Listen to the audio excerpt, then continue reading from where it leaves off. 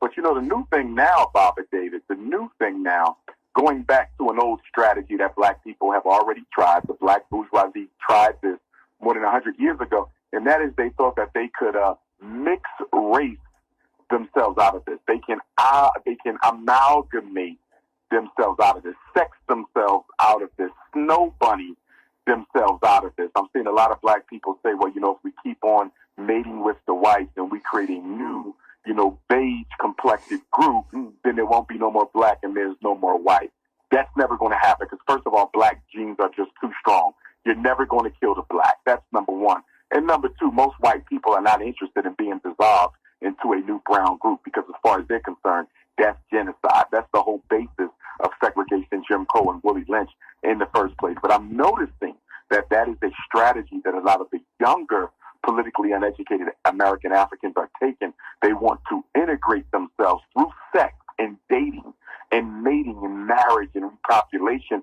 They feel that if we just keep on making babies with white women, then maybe that will somehow reduce the tension that exists between the races. And we've been making babies with white women since we've been over here, and that ain't changed anything, and there's even a movie out right now trying to popularize this theme called You People, the next You People with Eddie Murphy. I had to turn it off. I watched the whole thing yesterday. It was disgusting and a joke. I am going to do a movie review on it because I think this was a propaganda film. It had to I be. Think this was a propaganda film. I couldn't. Totally aimed at getting black women and especially black girls to buy into the false narrative that there's a white man somewhere out there waiting for you.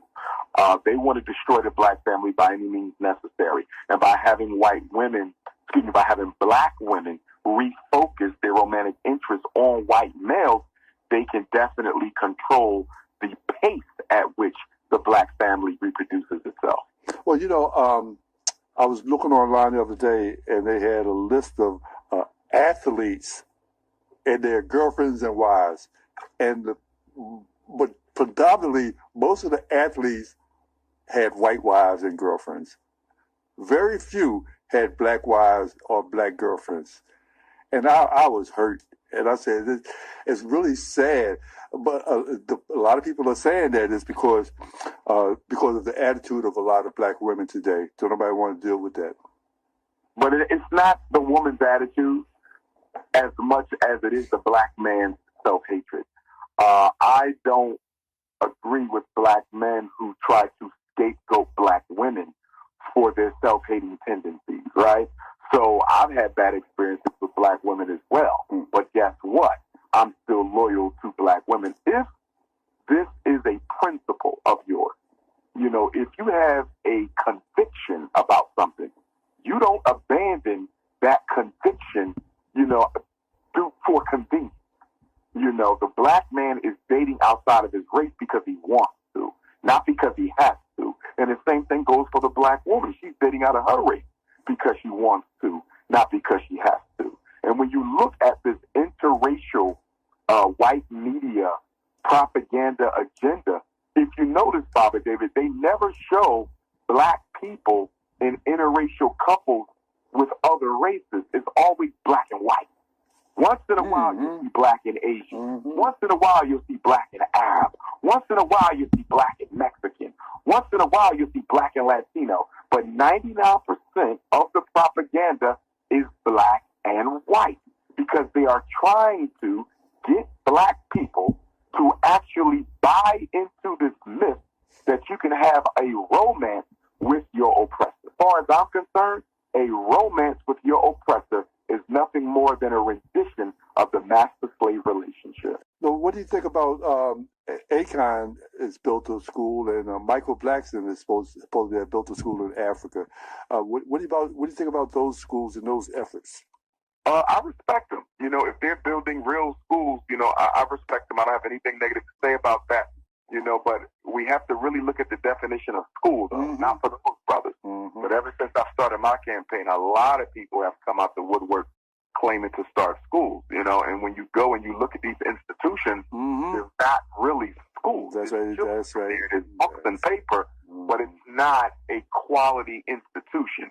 I'm not saying that's the case for Michael Blackson. I support his effort. If Akon has a school, I support his effort. But the word school, I think, is thrown around a little bit too loosely these days. That's right. And I don't think we would see all these schools popping up that we're seeing if Dr. Umar didn't popularize the idea of independent education in this particular time in history. We've always had a black schools movement, which was somewhat suppressed by the charter school movement. And I'm glad to see that brothers and sisters are returning back to an independent black schools movement. But again, for me, Baba David, we got to look a little bit closer at what is being taught, who is doing the teaching, and more importantly, are these independent black funded institutions that we control, or are these things being funded by white grants, white philanthropists, and white corporations that nobody is telling us about? That's right, because it ain't no good if you just go to school and duplicate the same type of miseducation. Exactly. What are you teaching these children that is different from what the standard is teaching them? Because the school can be a hustle, Baba David.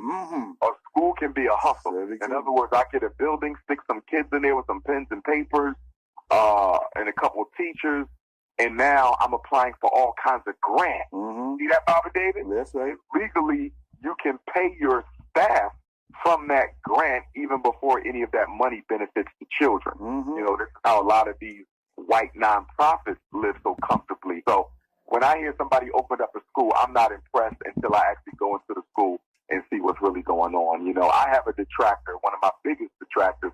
He claims to have a school. He got a little program, where he's basically homeschooling kids for them. It cannot be called a school at all. And more recently, I heard that he basically got a white online school who he's helping them hustle our kids. He basically brings the black children to the white online school. They sign the kid up. They get money from the state, and they give him a little kickback. That does not qualify as an independent black institution in my book. Before we get too far away, and I meant to ask you this a moment ago, but as a psychologist, what do you think was the psychosis of those police officers in Tennessee? Well, here's the thing, Baba David. Even though they were black, they were operating on behalf of a white institution. You see, there's a tendency for us to individualize perpetrators when they're black, but we institutionalize perpetrators when they're white. No, not at all. They were wearing a white man's uniform. They were participating in a white man's profession, and they were carrying out a white man's agenda and job description. You understand?